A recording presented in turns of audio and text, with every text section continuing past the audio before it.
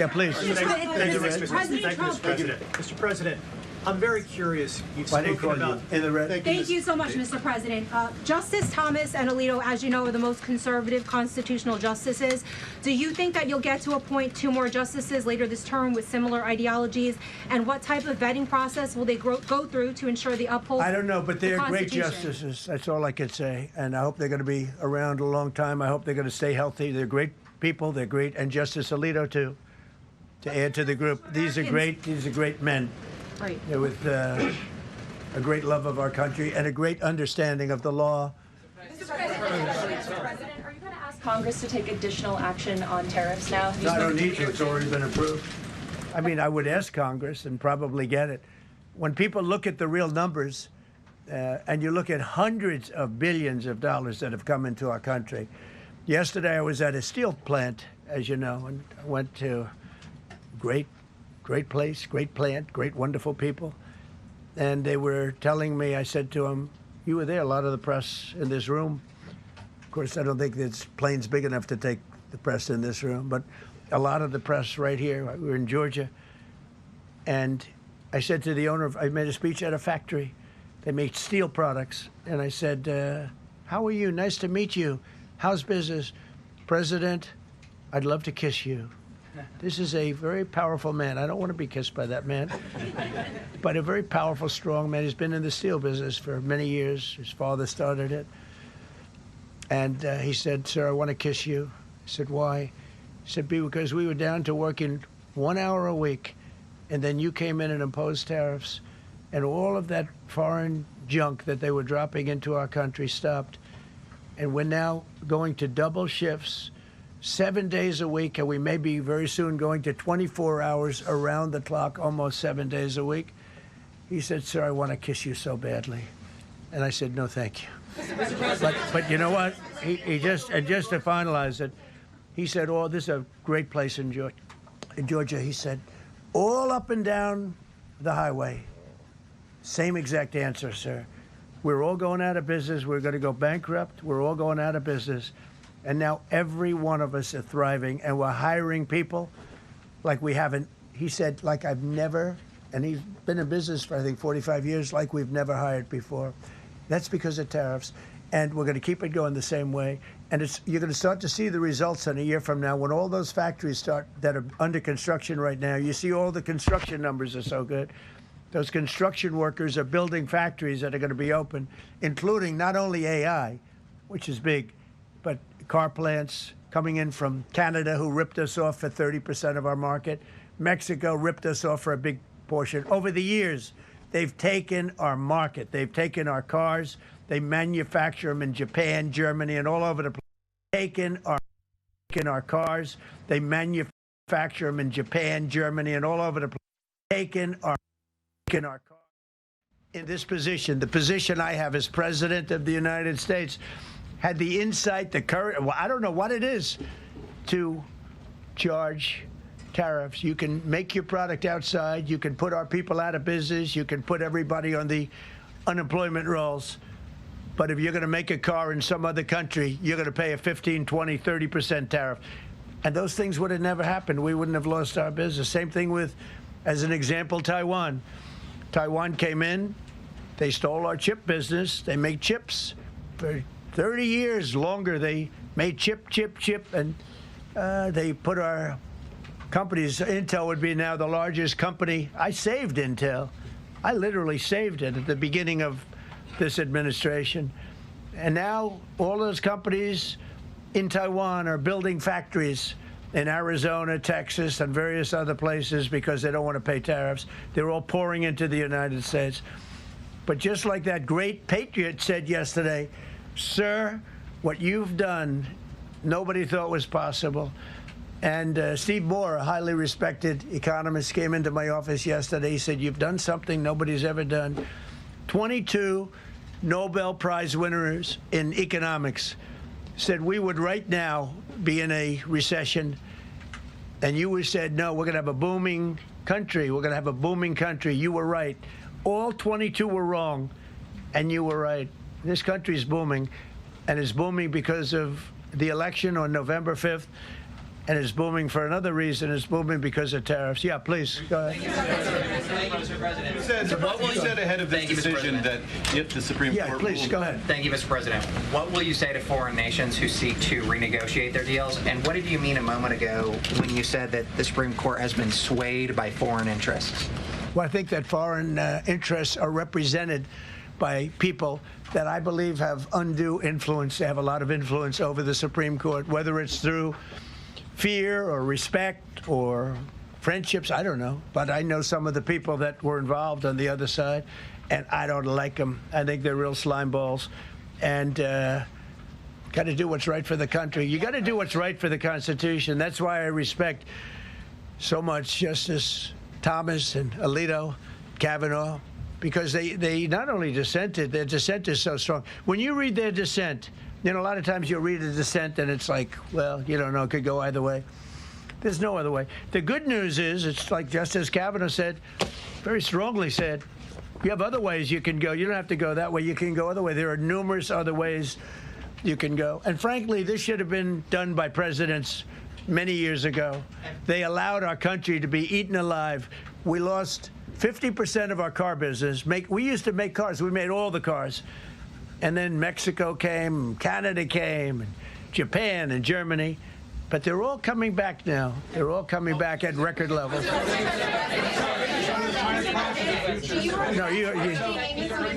please. Do you regret appointing I'm not talking to you. I don't talk to CNN. It's fake news. Go ahead. Mr. President, yesterday you made the case that the economy is the hottest it's been in a long time. Right. January jobs report beat expectations, CPI report beat expectations, real wages are up. What would you tell Americans who are worried that this decision will kind of throw the economy that you have projected going in the right direction at a very rapid pace off track? Well, thank you for the question. And I will say this. We really are at a very important point. I've been waiting for this decision so long. They could have made this decision a long time ago. Not complex. They're wrong on it. It's a ridiculous decision. But they should have released this a long time ago. We waited months. And that gave uncertainty. Now we have certainty. And I think you're going to see the country get much stronger because of it. Look, we were ripped off by almost every country in the world. If you look at the surpluses, almost every country in the world that did business with us, our people were stupid. And I blame presidents for it because they're ultimately the leader. We were being ripped off by almost every single country in the world, had some massive surpluses. China had hundreds of billions of dollars in surpluses with the United States. They rebuilt China. They rebuilt the army. We built China's army by allowing that to happen. I have a great relationship with President Xi, but he respects our country now. Now, what we've done, I charged China a 20% tariff as a penalty for sending fentanyl in. And that was 20 times more than they could make by selling fentanyl. And I said, you know, at some point you're going to say, like, and they have reduced it. You know, fentanyl is down by more than 30% coming into our country. Part of that is our strong border. We have a strong border now. But thank you. Thank you for your question. Mr. President, sir, you warned once in a social media post that if the Supreme Court did this, shot down your tariffs, the U.S. would be, quote, financially defenseless. Are we financially defenseless right now? No, because we're doing something in a different way. We're doing something in a very powerful way, and we're using things that some people thought we should have used in the first place. But it's more complicated. It's a little more complicated. The process takes a little more time, but the end result is going to get us more money, and I think it's going to be great. Yeah, please. Peter, go ahead. Thank you, President Trump. So, since Liberation Day, there's about $175 billion in tariff revenue that is now in limbo. Do you have to refund $175 billion? Think of it, Peter. Very fair question.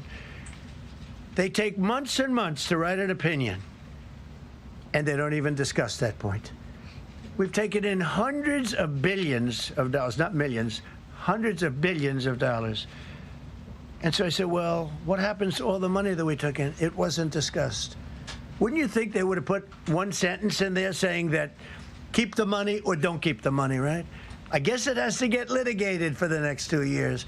So they write this terrible, defective decision, totally defective. It's almost like not written by smart people. And what they do, They don't even talk about that. Your question is very basic. That was the first question I asked also to make you feel good. I said, what about all the money that we've taken in?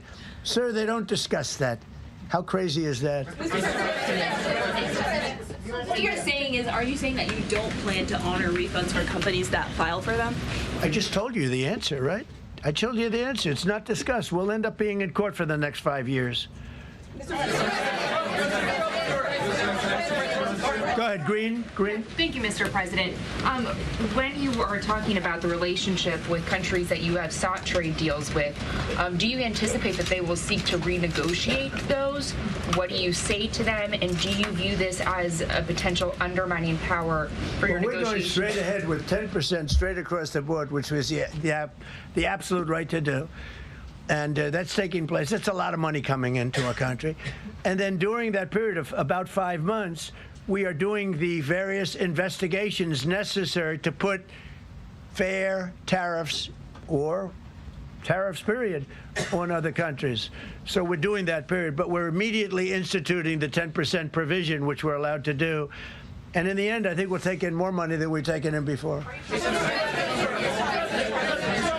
President, you've used the tariff revenue to pay for a host of federal policies. You claim that they will pay for them. What happens to like the farmers? We took care of farmers. You know, the farmers were mistreated by foreign countries very badly, very, very badly. And last week I gave them $12 billion out of tariff money. We intend to, out of tariff money, because just so you understand, we have tariffs. We just have them in a different way. And now they've been confirmed by the Supreme Court of the United States. So there's no longer that question out there about tariffs. And we'll be taking in hundreds of billions of dollars. And countries that have treated us badly will have to pay a price for treating us badly. And countries that have been good to us will be treated very well.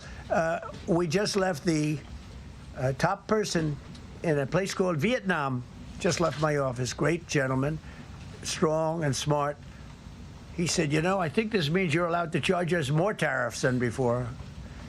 And Canada said to Jameson, I might want to say it, Jameson, but Canada said, I hope you win this decision, because if you don't win, you'll actually be allowed to charge us, with a little additional work, higher tariffs. Jameson, you want to comment on that? Yes, sir. So to the President's point, we have a lot of tools out there. We have Section 122, which will be implemented today. It will be signed today and implemented very shortly. We have Section 301 investigations, which are incredibly legally durable, where we can investigate and address unfair trading practices that have led to our huge trade deficit. And so you can look forward in the coming days and weeks to seeing all of that come out, and we're going to keep continuity in the program. We're going to keep addressing this so that the deficit can keep going down. That's the trend it has, and we can make America great again. No. Several of Republicans in Congress have supported this decision by the Supreme Court, and Hakeem Jeffries, the Democratic leader, has called you a wannabe king. Why wouldn't him a low IQ? But why wouldn't he doesn't even know? And I watched him the other day interview. The guy doesn't even know what a tariff is. But there's been bipartisan criticism. No, not bipartisan. Of the tariffs. Excuse me. There's several Republicans people have said that. Yeah, but a few why people. wouldn't you just work with Congress to come up with a plan? I don't have to push tariffs. I have through. the right to do tariffs, and I've always had the right to do tariffs, and it's all been approved by Congress. So there's no reason to do it. All we're doing is we're going through a little bit more complicated process. Not complicated very much, but a little more complicated than what we had. We'll be able to take in tariffs, more tariffs. And the Congress people and the Congress, the Canadian tariffs last week. There's been votes in the Senate against it. Yeah, because we lost 2 Republicans or 3 Republicans because they're not good Republicans. What you don't say, you don't say that we got 215 votes. You need 218 for something to pass. Yeah, sure we do. We might have lost 3 votes, and we got. And what was the score on the Republican side? 215 to 3, right? But you don't say that. We have great unity. There's great unity in the Republican Party, and I hope everyone's going to vote Republican, because otherwise you won't have a country left, because these people have been destroying. They are destroying our country. Please. Mr. President, the 122 tariffs, that 10%, Yeah. Is that going to be for 150 days, or do you want to charge that indefinitely? We have a right to do pretty much what we want to do, but we're going to charge it starting effectively. I think it's 3 days from now. Yeah, please. Mr. President, you speak to a lot of factory workers, a lot of manufacturing workers. What does the Supreme Court ruling say? What's that message to those factory workers? Well, I think the factory workers are happy because we're now telling them that they're going to look. The man I met with yesterday, who owned a factory, was out of business. He was out of business. And now he's employing 5 times. In fact, I walked in, he's got a brand new crane. I said, how old is that crane? We got it in December. He's allowed to write it off in 1 minute. The Great Big Beautiful Act gave no tax on tips, no tax on Social Security, no tax on overtime. He said this great big beautiful bill, frankly, has been the best thing that's ever happened for the workers of the, much more so than for rich people. The only thing it does for rich people, it allows them to hire a lot more people. But when I saw him, and then he said, it's all up and down the line. This is a place in Georgia, all up and down, other factories doing different, not only steel products, different. He said, every one of us was out of business. We could barely make it. Some of them were down to less than an hour a week. Think of it, 1 hour a week to make just a few little trinkets or whatever they make. Now they're going round the clock. I had it a month ago. I went to Michigan, went to Ford, and I met with Bill Ford, the head of Ford, and we were in one of the biggest plants, an original plant from the early 1900s, where, by the way, I might add this, it's not really relevant, but it's all relevant.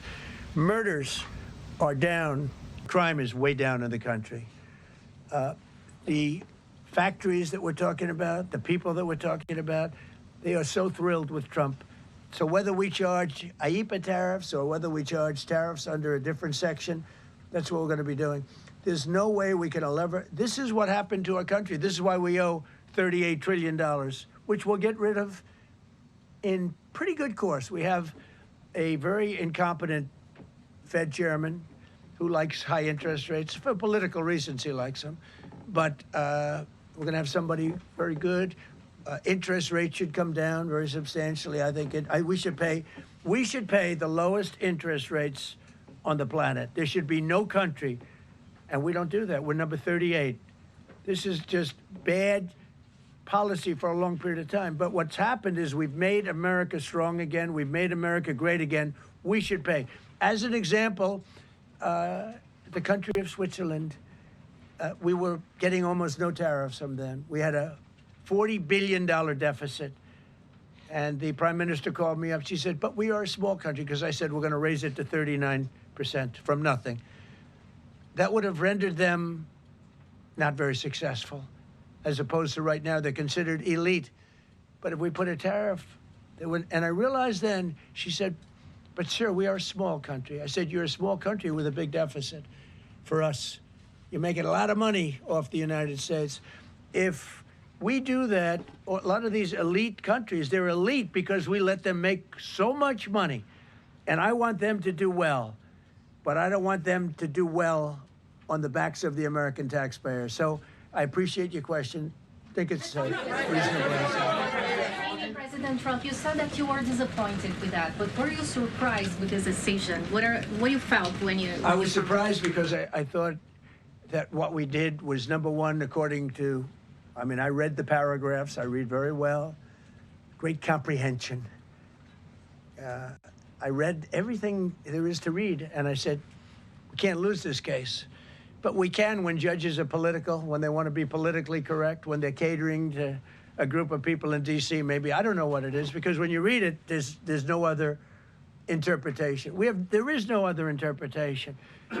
But it's okay, because what has come out, and I'll say it for the third time and maybe the last time in a while, is that we've taken the uncertainty of tariffs out, because we had uncertainty. We got sued by sleazebags, I know them well, that are very outside country, China-centric, but outside country-centric. And they're going to end up not doing as well as they did before. America was becoming really, really, we're strong again. Hey, we have the strongest military. I rebuilt the military in the first term. We have the most powerful military. We make the best equipment. And even them, you know, we could do much better. We have people that get paid a lot of money to manufacture Patriot missiles and javelins and all the different things, but when you want them, they're too slow. And we put them on notice, and they're going to make, our country is building a lot of things right now, and our country is doing really well, and we're going to keep it that way. The bottom line is that the word certainty is now in the equation. Every single thing I said today is guaranteed certainty. It's been tested, as Jameson said 1,000 times. Literally, I said hundreds of times. He said, sir, actually thousands of times, and won in all of the courts. And we're just going back to that. And the problem is that we had other presidents that weren't into trade. Maybe they weren't business oriented. Maybe they weren't smart. We had some dummies too, you know. I respectfully say we had some real dummies. So we are going to keep it going just as before, probably more so. But you're no longer going to be asked. Every time I got up, you'd ask, well, what happens if you can't charge tariffs? Now we can. And by the way, in their decision, they specifically said we can do these. We have alternatives. Yeah. David, on the trade deals that were negotiated using IEEPA tariffs, do those stand now, or are they have to be redone? Well, some of them stand. Many of them stand. Some of them won't, and they'll be replaced with the other tariffs. Mr. President, the Supreme Court justices who ruled against this the policy, striking it down, are they still invited to your State of the Union next week? And will you speak with them? They are invited, barely. Barely. 3 are happily invited. No, they're barely invited. Honestly, I couldn't care less if they come, okay? Thank you, Mr. President. Go ahead. Thank you, Mr. President. On the trade deal, which is the framework which is to be signed with India sometime soon, will that stand now? And on the decision, changes. Nothing changes? No, nothing changes. They'll be paying tariffs, and we will not be paying tariffs. Our deal with India is they pay tariffs. This is a reversal from what it used to be, as you know. India, and I think Prime Minister Modi is a great gentleman, a great man, actually, but he was much smarter than the people that he was against in terms of the United States. He was ripping us off in India. So we made a deal with India, and it's a fair deal now, and we are not paying tariffs to them, and they are paying tariffs. We did a little flip. Are up as of now for this. Mr. President. No, the India deal is on here. Mr. President. Thank you so much, Mr. President. All the deals are on. We're just going to do it a different way. Mr. President. Thank you so much, Mr. President. I think there's another war that you stopped and you should take the credit, which is in Syria. Secretary Rubio, after his meeting in Munich with the Syrian Foreign Minister and the Kurdish General Muslim Abdi, he said that President Trump was directly involved in efforts to stop the fighting between the Kurds and the Syrians. How will your administration make sure that this peace is sustained? And do you support the idea of... Well, it's a very different topic, and so I don't want to spend a lot of time, but all I can say is that the president of Syria, who I essentially put there, is doing a phenomenal job. He's a rough guy. He's not a choir boy. A choir boy couldn't do it. But Syria is coming together, really coming together well. And thus far, he's been very good to the Kurds. Yeah. Thank you. Mr. President, what's your message to the Iranian people after 2 rounds of talks with them? Do you have any message to the Iranian people? The Iranian people in Iran or people here? People in Iran. They better negotiate a fair deal. You know, the people of Iran are a lot different than the leaders of Iran. And it's very, very sad situation. But 32,000 people were killed over a relatively short period of time. They were going to hang 800, 2 weeks ago, hang, some by crane.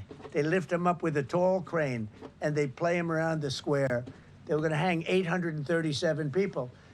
And I gave them the word, if you hang one person, even one person, that you're going to be hit right then and there. I wasn't waiting 2 weeks and negotiating. And they gave up the hanging. They didn't hang 837. Supposedly, they didn't hang anybody. But no, I feel very badly for the people of Iran. They've lived in hell. Please. Thank you, Mr. President. You mentioned multiple times foreign influence over the Supreme Court. Do you have evidence of that? And if not, will you investigate that? You're going to find out.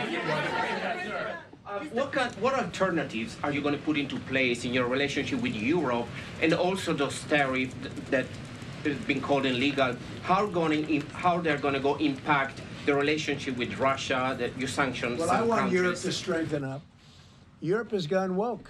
Europe is not recognizable when you go into so many places. Not all countries. You look at Hungary. You look at Poland, Czech.